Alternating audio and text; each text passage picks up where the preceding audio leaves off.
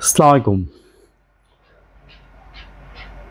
আমি এখানে একটা ওসির নাম বলবো না, মিরপুরে একটা ঘটনা বলি। ওই যে আমি আমার একটা শর্টস ভিডিওতে বলছিলাম যে মাইরা তো ফালাইছি, কি করবা? বুঝছেন? সাধারণ একটা ওসি।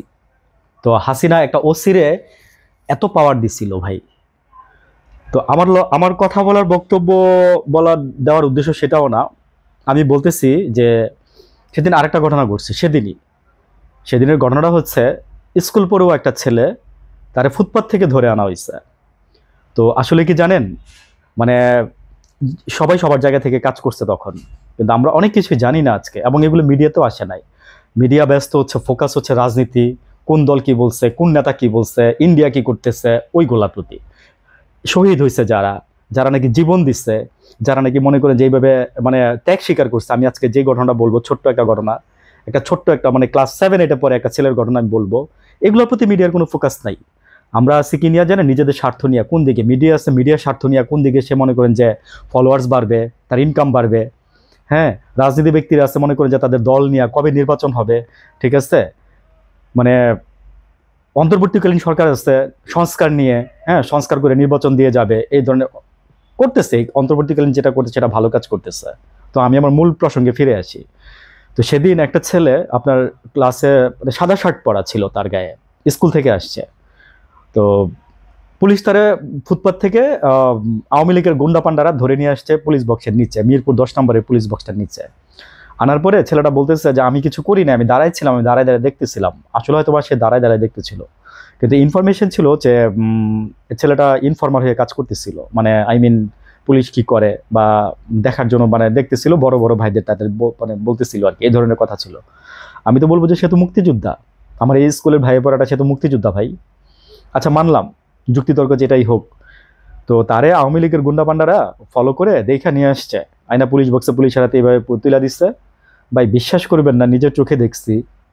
মানে ছেলেটা গ্রিলটা ধরে যেভাবে মনে করেন যে কান্না করতেছিল, যে আমার আমার ছোট ভাই ঘরের মধ্যে রয়েছে, আমার মা কাজ করে, আমার মা কাজ করে, আমার ছোট ভাই না বোনটা আমার ঘরের মধ্যে, মা তালা মেরে গেছে বাইরে দিয়ে, আমি যদি না যাই তাহলে সে ঘরের মধ্যে সারাদিন থাকবে, আমার ছেড়া দেন ছেড়া দেন, এভাবে বাচ্চাটা বলতেছিল।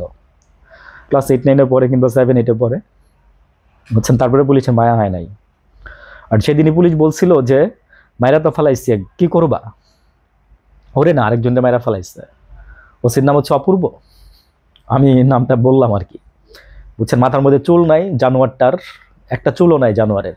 এবং ওর ওর সম্পর্কে রিপোর্ট আরো খারাপ ছিল অনেক আগে, আমি শুনছি। ও অনেক খারাপ লোক, অনেক খারাপ লোক। পুরা মিরপুরটারে মনে করেন যে উত্তাল করে রাখতো সে। এই যে মনে করেন যে মিরপুরে যত কয়টা ঘটনা হয়েছে, এই হারামজাদার নির্দেশ হয়েছে। আচ্ছা, এই হারামজাদা এখন কই আছে আমি জানি না, ঠিক আছে? মাইরা তো ফালাইছি, কি করবা? আচ্ছা, কথাটা কানে বাজে, আমার অনেক বেশি বাজে কথাটা কানে। তো যাই হোক, শেষ পর্যন্ত ওই বাচ্চাটাকে মানে ছাড়ে নাই, পুলিশ বক্সের ভিতরে ঢুকায়া কিছু নির্যাতন করছে। পরে বাচ্চাটা পানি খেতে চাইছে, তারে মানে পানিও খুব বেশি একটা দেওয়া হয় নাই। খুব সুন্দর ছেলেটা, খুবই সুন্দর ছেলেটা, বুঝছেন? দেখে খুব মায়া লাগছে। কিছু করতে পারি নাই তখন। এগুলো আমরা সবাই ভুলে গেছি ভাই, বুঝছেন? আর যখন দিন যাবে আমরা তত ভুলে যাব। কিন্তু আমার এই ছোট ভাইটা হচ্ছে দেশপ্রেমিক।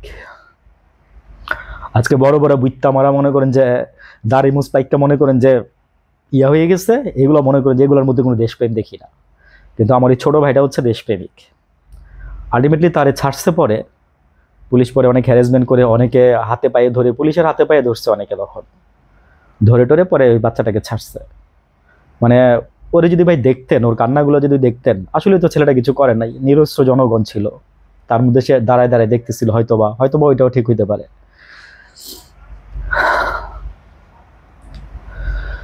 তো আমি বলি কেন জানেন? যে আসলে আমাদের নির্বাচন লাগবে, নির্বাচন। আমাদের এগুলো লাগবে না, আমাদের বিচার লাগবে না, আমাদের হাসিনার বিচারও লাগবে না। আমাদের মনে করেন যে ওই পঙ্গুত্ব যারা বরণ করে আছে তাদের পুনর্বাসনও লাগবে না। তাদেরকে আমরা 1 কোটি টাকা করে আজকে পর্যন্ত দিতে পারি নাই। তাদেরকে আমরা 10,000 টাকা দিই, 1 লাখ টাকা দিই, বুঝছেন ভাই? আমি দোয়া করি আওয়ামী লীগ আবার ক্ষমতায় আসুক, আমি নিজেও তখন আওয়ামী লীগ করবো। সত্যি কথা বলে দিলাম, আমি নিজেও তখন আওয়ামী লীগ করবো, নিজের বিবেককে বিসর্জন দিব, বুঝছেন? কারণ আপনার এই বাংলাদেশে কোনো দেশপ্রেমিক নাই। আমার একা দেশপ্রেমিক সাইজে আমার লাভ নাই, আমার একা দেশপ্রেমিক দেখে আমার লাভ নাই। আমার এই ছোট ভাইটার মতো দেশপ্রেমিক, আমি যে দেশে আমি দেশপ্রেম রক্ষা করতে পারবো না, আমার যে দেশে আমি দেশপ্রেমিক রক্ষা করতে পারবো না, আমার সেই দেশে আমার দেশপ্রেমিক জন্মানোরও দরকার নাই। আমি এটার এন্টি হয়ে কাজ করব। আমার দেশপ্রেম দরকার নাই। আমি বলবো যে যে যেমনি পারে লুটপাট করেন, ঠিক আছে? আমরা দেখছি, কারণ আমি একবার যখন নেরা বেলতলায় কয়বার যায়, নেরা বেলতলায় একবারই যায় নাকি শুনছি, ঠিক আছে? মনে পড়ে কিছু কথা, কানে বাজে, ভুলতে পারি না।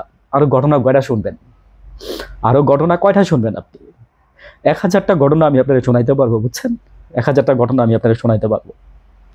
আমরা ভুলে যাই, বাঙালি তো আমরা খুব খারাপ জাতি, আমরা ভুলে যাই সবকিছু, আমরা মনে রাখতে পারি না, মনে রাখতে চাই না আমরা।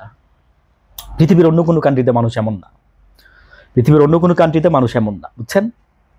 আমরা যেরকম হারামি, নিমক হারাম, আমরা এক পাতে খেয়ে এক পাতেই মনে করি যে বেইমানি করতে পারি, আমরা সেই জাতি, ঠিক আছে? আর এই জাতি আজকে আমাদের আজকের জাতি না, এটা আজকের না, এটা সেই মনে করি যে মির্জাফরের আমল থেকে, তারও আগের থেকে।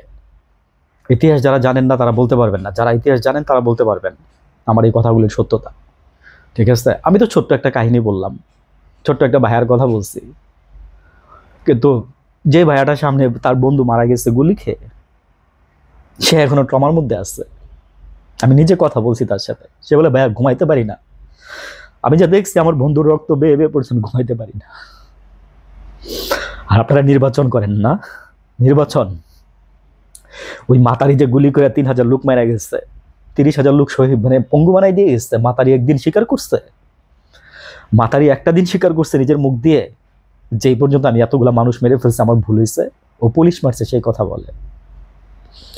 সরি ভাই, আমার নিজেরই খুব খারাপ লাগতেছে। ভালো থাকবেন, আসসালামু আলাইকুম। আসেন এই রোজার মাসটা আমরা তাদের জন্য আক্তার মাগফিরাত কামনা করি, যারা শহীদ হয়েছে তাদের জন্য, আর যারা পঙ্গুত্ব বরণ করেছে তাদের জন্য আমরা দোয়া করি। আর তো কিছু করতে পারতেছি না, এই সরকার কি করতেছে আমি জানি না। সবার উচিত ছিল এদেশে সবার আগে মনে করেন যে আপনারা ওদের পুনর্বাসন করা, ওদের যা কিছু করার একটা সুস্থ কিছু করে তারপরে নির্বাচন করা। এত স্বার্থপর হইলে বাংলাদেশ কোনোদিন টিকবে না, আমি শুধু এইটুকুই বললাম। সরি, ক্ষমা করবেন আমাকে আমার বিহেভিয়ারের জন্য। ভালো থাকবেন, আসসালামু আলাইকুম।